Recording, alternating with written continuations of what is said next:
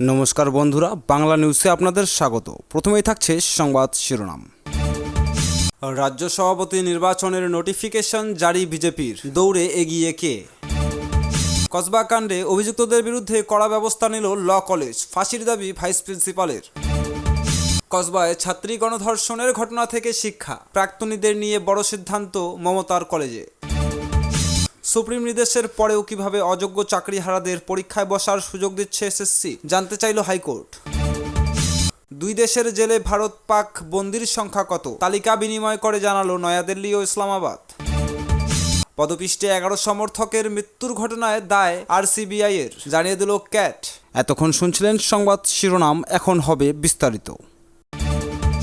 রাজ্য সভাপতি নির্বাচনের নোটিফিকেশন জারি, বিজেপির দৌড়ে এগিয়ে কে? এক ব্যক্তি এক পথ, এই নীতি অনুসরণ করা হয় ভারতীয় জনতা পার্টি বা বিজেপিতে। সেই নিয়ম অনুযায়ী সুকান্ত মজুমদারের আর পশ্চিমবঙ্গে বিজেপির সভাপতি পদে থাকার কথা নয়, কিন্তু পরবর্তী সভাপতি নির্বাচিত না হওয়ায় এখন তিনি ওই পদে রয়েছেন। এবার বিজেপি নেতৃত্ব সভাপতি পদে সুকান্ত মজুমদারের উত্তরসূরি বেছে নেওয়ার প্রক্রিয়া শুরু করলো। মঙ্গলবার ওই দলের তরফে সংগঠন পর্ব 2024 এর নোটিফিকেশন জারি করা হলো। রাজ্য বিজেপির এই সাংগঠনিক নির্বাচনের রিটার্নিং অফিসার তথা বিধায়ক দীপক বর্মনের তরফে ওই নোটিফিকেশন জারি করা হয়েছে। এই নোটিফিকেশন জারি করা হয়েছে এদিন বেলা 12টায়। একই সঙ্গে ভোটার তালিকাও প্রকাশ করা হয়েছে। ওই তালিকায় বিজেপির দপ্তরের নোটিশ বোর্ডে টাঙিয়ে দেওয়া হয়েছে। নোটিফিকেশন অনুযায়ী বঙ্গ বিজেপির সভাপতি পদে মনোনয়ন প্রক্রিয়া শুরু হবে আগামীকাল বুধবার 2 জুলাই দুপুর 2টোয়। তা শেষ হয়ে যাবে সন্ধ্যা 6টার মধ্যে। মনোনয়ন জমা দেওয়ার জন্য দুপুর 2টো থেকে বিকেল 4টে পর্যন্ত সময় নির্ধারণ করা হয়েছে। পরবর্তী 1 ঘন্টা অর্থাৎ বিকেল 4টে থেকে বিকেল 5টার মধ্যে মনোনয়নপত্র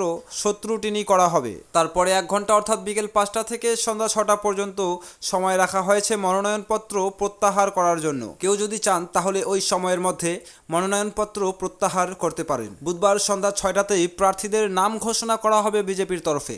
পরের দিন অর্থাৎ বৃহস্পতিবার 3 জুলাই হবে ভোট গ্রহণ। বেলা 12টা থেকে ভোট গ্রহণ শুরু হবে। দুপুর 1:30টা থেকে ভোট গণনা হবে। তারপরেই ঘোষণা করা হবে পরবর্তী সভাপতির নাম। তবে যদি একজন মনোনয়ন জমা দেন কিংবা একাধিক মনোনয়ন জমা পড়ার পরও একজন বাদে বাকিরা মনোনয়ন তুলে নেন, সেক্ষেত্রে স্বাভাবিকভাবেই ভোটের প্রয়োজন হবে না। তাহলে বুধবার সন্ধ্যার মধ্যেই স্পষ্ট হবে যে বিজেপির পরবর্তী সভাপতি কে হবেন। কেন্দ্রের শাসক দলের গঠনতন্ত্র অনুসারে রাজ্য বা জাতীয় স্তরের সভাপতির মেয়াদ 3 বছর। একজন ব্যক্তি পরপর 2টি মেয়াদে সভাপতি থাকতে পারেন, অর্থাৎ টানা 6 বছর সভাপতি পদে থাকার নিয়ম রয়েছে। সুকান্ত মজুমদার সভাপতি হন 2021 সালের সেপ্টেম্বর-অক্টোবর নাগাদ। সেই হিসেবে তার প্রথম দফার মেয়াদ শেষ হয়ে গিয়েছে। যদিও তার দ্বিতীয় দফার মেয়াদ নিয়ে বিজেপির তরফে কোনো ঘোষণা হয়নি, কিন্তু প্রথম দফার মেয়াদ শেষ হওয়ার আগে গত বছর প্রধানমন্ত্রী নরেন্দ্র মোদীর মন্ত্রী পরিষদে ঠাঁই হয় সুকান্ত মজুমদারের। যেহেতু বিজেপিতে এক ব্যক্তি এক পদ নীতি মেনে চলা হয়, সেই কারণে মন্ত্রী পদে থাকলে সভাপতি পদে থাকতে পারবেন না। তাই 2024 সালের মাঝামাঝি সময় থেকেই সুকান্তর পর বিজেপির পরবর্তী সভাপতি কে হবে তা নিয়ে নানা আলোচনা চলছে গেরুয়া শিবিরে। যেদিন থেকে জানা গিয়েছে যে বঙ্গ বিজেপিতে নতুন কেউ সভাপতি পদে বসতে চলেছেন, সেদিন থেকেই একাধিক নাম নিয়ে আলোচনা চলেছে বিজেপির অন্দরে। সেই তালিকায় যেমন রয়েছে বিজেপির পুরনো নেতাদের নাম, তেমনই কয়েক বছরের মধ্যে বিজেপিতে যোগ দেওয়া কারো কারোর নাম শোনা যাচ্ছে। বঙ্গ বিজেপির একটি সূত্রের খবর, রাজ্যসভার সাংসদ শ্রমিক ভট্টাচার্য এবার বিজেপি সভাপতি হওয়ার দৌড়ে এগিয়ে রয়েছেন। বর্তমানে তিনি দলের প্রধান মুখপাত্র। আবার গেরুয়া শিবিরের একটি মহল থেকে প্রাক্তন সভাপতি দিলীপ ঘোষের নামও শোনা যাচ্ছে। কারো কারো মতে পরবর্তী সভাপতি হওয়া দৌড়ে এগিয়ে রয়েছেন রানাঘাটের সাংসদ জগন্নাথ সরকারও। কসবা কাণ্ডে অভিযুক্তদের বিরুদ্ধে কড়া ব্যবস্থা নিল ল কলেজ, ফাঁসির দাবি ভাইস প্রিন্সিপালের। ছাত্রীকে গণধর্ষণে অভিযুক্তদের বিরুদ্ধে কড়া ব্যবস্থা নিল কসবার আইন কলেজ। সেই ঘটনার পর অবশেষে মঙ্গলবার কলেজে হয় গভর্নিং বডির বৈঠকে গণধর্ষণে অভিযুক্ত বর্তমান 2 ছাত্রকে বহিষ্কার করার সিদ্ধান্ত নেওয়া হয়েছে। পাশাপাশি মূল অভিযুক্ত মনোজিৎ মিশ্রকে কলেজের অস্থায়ী কর্মীর পদ থেকে বরখাস্ত করেছে গভর্নিং বডি। এছাড়াও কলেজের নিরাপত্তার বিষয়ে একাধিক সিদ্ধান্ত নেওয়া হয়েছে। পাশাপাশি মূল অভিযুক্তের ফাঁসির দাবিতে সরব হন কলেজের ভাইস প্রিন্সিপাল। মঙ্গলবার আইন কলেজের ক্যাম্পাসেই প্রায় 1 ঘন্টা বৈঠক করে গভর্নিং বডি। বৈঠকে ছিলেন গভর্নিং বডির প্রধান অশোক দে ও সরকার পক্ষের তরফে শিবরঞ্জন চট্টোপাধ্যায় সহ 7 সদস্য, কলেজের ভাইস প্রিন্সিপাল নয়না চট্টোপাধ্যায়। বৈঠক থেকে বেরিয়ে গভর্নিং বডির প্রধান অশোক দেব বলেন, আমরা কড়া শাস্তির ব্যবস্থা নেব। মনোজিৎকে বহিষ্কার করা হলো, কলেজ যাতে সুষ্ঠুভাবে চলে সেই বিষয়ে নজর রাখবো। বিষয়টা বিকাশ ভবনে জানিয়েছি। বৈঠক শেষে গভর্নিং বডির সদস্য যশবন্তী শ্রীমানি বলেন, মূল অভিযুক্তকে বরখাস্ত করা হয়েছে, বাকি 2জনকেও বহিষ্কার করা হচ্ছে। সেই অনুযায়ী কাজও শুরু হয়েছে। নতুন নিরাপত্তা সংস্থার সঙ্গে সঙ্গে যোগাযোগ করা হচ্ছে, যাতে একজন মহিলা নিরাপত্তার রক্ষী থাকেন সেদিকে নজর দেওয়া হবে। নির্যাতিতার পাশে কলেজ রয়েছে, যদি তার চিকিৎসার স্বার্থে কোনো আর্থিক সহযোগিতা লাগে তবে কলেজ সাহায্য করবে। এদিনের বৈঠকে কলেজের নিরাপত্তার দিকেও বিশেষ নজর দেওয়া হয়েছে। যশবন্তী শ্রীমানি বলেন, কলেজ খোলা থাকবে সকাল 7টা থেকে দুপুর 2টা পর্যন্ত। কলেজের পরিচয়পত্র ছাড়া কেউ কলেজে প্রবেশ করতে পারবেন না। কোনো বহিরাগত যদি কোনো কাজে কলেজে আসেন তাহলে তাকে যথাযথ কারণ দেখাতে হবে। সিসিটিভি ক্যামেরা নতুন করে মোতায়েন টেন্ডার দেওয়া হয়েছে, যেখানে যেখানে ক্যামেরার দরকার সেই সব স্থানে ক্যামেরা বসানো হবে। অপরদিকে কলেজের ভাইস প্রিন্সিপাল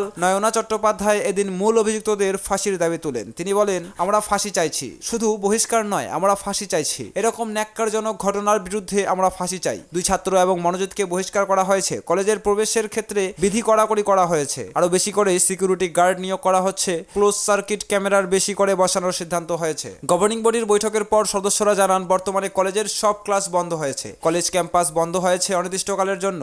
তবে গভর্নিং বডির বৈঠকের সিদ্ধান্ত হয়েছে অফিসিয়াল কাজের জন্য কলেজ খুলে দেওয়া হবে। বর্তমানে পরীক্ষা চলবে, পরবর্তী পরিস্থিতি দেখে ক্লাস চালু করার পরিকল্পনা নেওয়া হবে।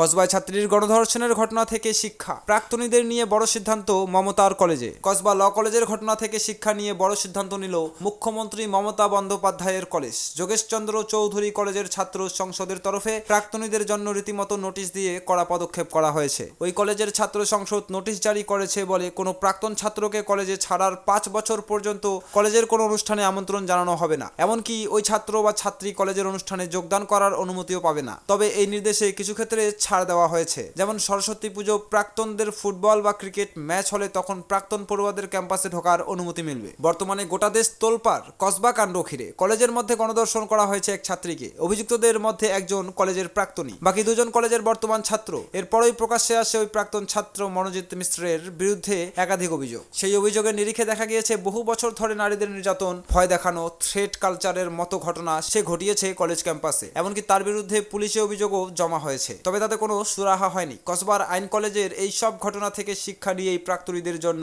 নয়া নিয়ম চালু করেছে যোগেশচন্দ্র চৌধুরীর ছাত্র সংসদ। প্রসঙ্গত, চলতি বছরেই সরস্বতী পুজোয় যোগেশচন্দ্র চৌধুরী কলেজ ঘিরে তৈরি হয়েছিল বিতর্ক। পুলিশ মোতায়েন রেখে এবছর সরস্বতী পুজো করতে হয় যোগেশচন্দ্র চৌধুরী কলেজে। কলকাতা হাইকোর্টের নির্দেশ মেনে এই পুজো হয়েছে। সরস্বতী পূজা নিয়ে যোগেশচন্দ্র ল কলেজ ও যোগেশচন্দ্র ডে কলেজের মধ্যে বিরোধ দেখা গিয়েছিল। যোগেশচন্দ্র আইন কলেজের পড়ুয়ারা পুজো করে ক্যাম্পাসের ভিতরেই, অপরদিকে ক্যাম্পাসের বাইরে পুজো করেন যোগেশচন্দ্র ডে কলেজের পড়ুয়ারা। কিন্তু সেখানেই বিতর্কের সমাপ্তি হয়নি। ওই দিন কলেজে গিয়েছিলেন শিক্ষামন্ত্রী ব্রাত্য বসু, তবে তিনি সেখানে গিয়ে পড়ুয়াদের বিক্ষোভের মুখে পড়েছিলেন। এদিকে কসবা আইন কলেজে ছাত্রীকে গণধর্ষণের ঘটনায় মূল অভিযুক্ত মনোজিৎ মিশ্র ওই কলেজের প্রাক্তনী। তিনি সেদিন কেন কলেজে উপস্থিত ছিলেন এবং এত রাত পর্যন্ত তিনি কলেজে কি করছিলেন তা নিয়ে উঠেছে প্রশ্ন। মনোজিৎ যে কোনো সময়ে কলেজে উপস্থিত থাকতেন ও নিজের প্রভাব খাটিয়ে ছাত্রছাত্রীদের নানা সময়ে হেনস্থা করেছেন বলেও অভিযোগ উঠেছে বিভিন্ন মহলে। এই অবস্থায় কলেজে প্রাক্তনীদের বারবারন্ত নিয়ে বিভিন্ন ক্ষেত্রে নিন্দার ঝড় ওঠায় এবার পদক্ষেপ করল দক্ষিণ কলকাতা আইন কলেজ। কসবার কলেজের ঘটনা থেকে শিক্ষা নিয়ে প্রাক্তনীদের গতিবিধি নিয়ন্ত্রণ করতে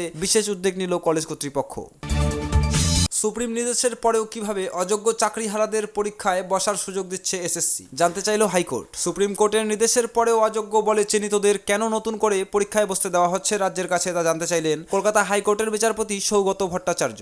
26,000 চাকরি বাতিলের মামলায় শীর্ষ আদালতে নির্দেশ দিয়েছিল স্কুল সার্ভিস কমিশন নতুন করে পরীক্ষা নিয়ে নিয়োগ করবে। এখন পর্যন্ত অযোগ্য বলে যারা চিহ্নিত নয় তাদেরকে এই পরীক্ষায় বসতে দিতে হবে। সুপ্রিম কোর্টের নির্দেশ মতো গত 30 মে স্কুল সার্ভিস কমিশন নিয়োগের বিজ্ঞপ্তি দেয়। সেখানে দেখানো হয়েছে 40,000-এরও বেশি শূন্য পদ। বিচারপতি সৌগত ভট্টাচার্য এদিন বলেন, স্কুল সার্ভিস কমিশনের দেওয়া বিজ্ঞপ্তিতে একাধিক প্রশ্ন রয়েছে, সেগুলোর উত্তর দিন আপনারা। সুপ্রিম কোর্টের নির্দেশ থাকা সত্ত্বেও আপনারা কেন অযোগ্যদের পরীক্ষায় বসার অনুমতি দিয়েছেন তা আদালতকে জানান। মামলাকারীর তরফে বলা হয়, সুপ্রিম কোর্টের নির্দেশ থাকা সত্ত্বেও রাজ্য সরকার 30 মে যে বিজ্ঞপ্তি জারি করেছে তাতে কোথাও উল্লেখ করা হয়নি যে অযোগ্য বলে চিহ্নিতরা এই পরীক্ষায় আবেদন করতে পারবে কিনা। যদিও রাজ্যের আইনজীবীর বক্তব্য, রাজ্য এখনো পর্যন্ত যা করেছে তা সুপ্রিম কোর্টের নির্দেশ মেনেই করেছে। যদিও রাজ্যের তরফে এ বিষয়ে জানানোর জন্য আদালতের কাছে সময় চাওয়া হয়েছে। পাশাপাশি নতুন পরীক্ষায় শিক্ষকতার অভিজ্ঞতার জন্য 10 নম্বর বরাদ্দ করা হয়েছে। স্বাভাবিকভাবেই মামলাকারীরা প্রশ্ন তুলেছেন, যাদের শিক্ষকতা করার অভিজ্ঞতা নেই তারা প্রথমেই 10 নম্বর কম পেয়ে এই প্রতিযোগিতায় অংশ নেবেন, তাদেরকে অনেকটাই পিছিয়ে পড়তে হবে। আগামী সোমবারের মধ্যে রাজ্য স্কুল সার্ভিস কমিশন এই ব্যাপারে তাদের বক্তব্য আদালতকে জানাবে বলেছে। উল্লেখ্য, স্কুল সার্ভিস কমিশনে জারি করা বিজ্ঞপ্তির বিরুদ্ধে কলকাতা হাইকোর্টে গ্রীষ্মকালীন বেঞ্চের দ্বারস্থ হয়েছিলেন চাকরি প্রার্থীরা। পাশাপাশি যোগ্য যোগ্য শিক্ষার্থীদের একাংশ এই মামলা দায়ের করেছিল। সুপ্রিম কোর্টের বিষয়টি বিচারাধীন থাকায় প্রাথমিকভাবে বিচারপতি সৌগত ভট্টাচার্য মামলাটি গ্রহণ করতে চাইছিলেন না। পরে তিনি জানান যে 1 জুলাই এই মামলার শুনানি করবেন। স্কুল সার্ভিস কমিশনের বিজ্ঞপ্তি অনুযায়ী 14 জুলাই পর্যন্ত এই আবেদনপত্র গ্রহণ করা হবে।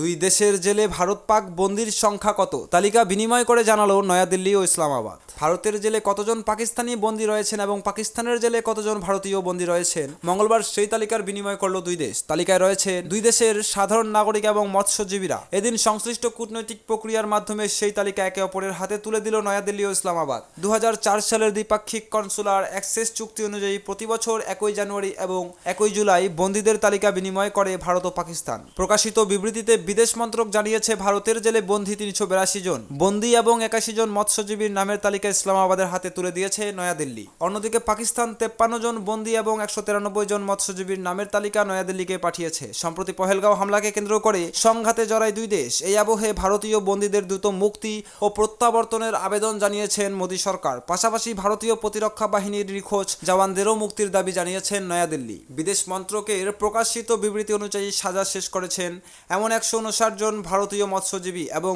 অসামরিক বন্দীর দ্রুত মুক্তি এবং প্রত্যাবর্তন দাবি জানানো হয়েছে পাকিস্তানের কাছে। সেই সঙ্গে 26 জন ভারতীয় বন্দীর অবিলম্বে ভারতীয় দূতাবাসের সহায়তা প্রদান করতেও বলা হয়েছে, যারা ভারতীয় বলে মনে করা হচ্ছে। বিদেশ মন্ত্রকের বিবৃতিতে বলা হয়েছে মুক্তি এবং প্রত্যাবর্তন না হওয়া পর্যন্ত ভারতীয় বন্দীদের সুরক্ষা এবং নিশ্চিত করারও অনুরোধ করা হয়েছে পাকিস্তানকে। অন্য দেশের বন্দীদের সঙ্গে সম্পর্কিত সকল মানবিক বিষয়গুলিকে অগ্রাধিকার দেওয়ার ক্ষেত্রে ভারত প্রতিশ্রুতিবদ্ধ বলে জানিয়েছে বিদেশ মন্ত্রক। সেই কারণে ভারতের জেলে বন্দী থাকা 40 জনের নাগরিকত্ব প্রমাণের জন্য ইসলামাবাদের কাছে আবেদন জানিয়েছে নয়াদিল্লি। তাদের নাগরিকত্ব প্রমাণিত না হওয়া পর্যন্ত প্রত্যাবর্তন স্থগিত রাখা হবে বলেও জানানো হয়েছে। বিবৃতিতে বিদেশ মন্ত্রক জানিয়েছে কেন্দ্রীয় সরকারের নিরলস প্রচেষ্টার ফলে 2014 সাল থেকে 2023 সাল পর্যন্ত 2661 জন মৎস্যজীবী এবং 71 জন অসামরিক বন্দীকে পাকিস্তান থেকে ফিরিয়ে আনা সম্ভব হয়েছে। এর মধ্যে শুধুমাত্র 2023 সালে পাকিস্তানের জেলে থাকা 500 জন মৎস্যজীবী এবং 13 জন অসামরিক বন্দীকে ফিরিয়ে এনেছে নয়াদিল্লি।